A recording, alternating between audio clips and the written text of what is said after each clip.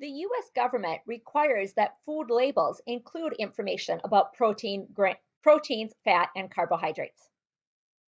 Let's look at this nutrition label.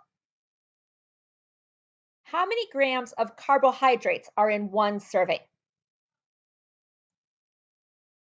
On the label, you can find carbohydrates, and carbohydrates might be listed in multiple categories. We're going to focus on the total carbohydrates for this exam. But carbohydrates come in different types, like fiber and sugars.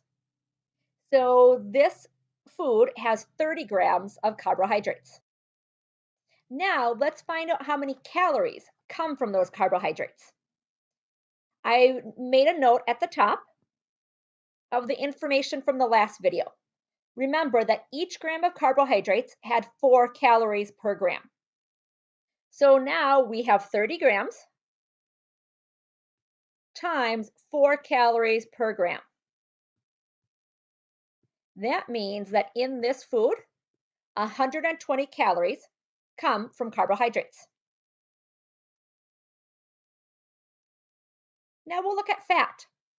How many grams of fat are in one serving?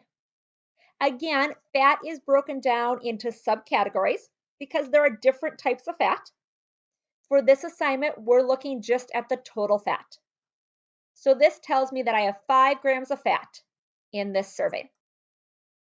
So how many calories in this food come from fat? Look back up at the top or the previous assignments. Fat has 9 calories per gram.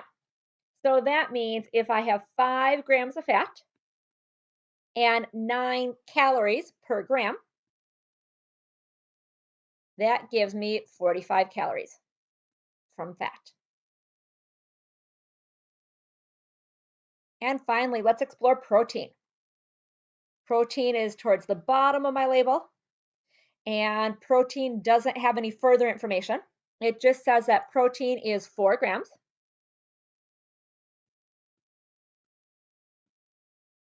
Let's figure out how many calories in this food come from protein. Well, remember, protein has 4 calories per gram. So I have 4 grams of protein times 4 calories per gram, which means 16 calories in this food come from protein.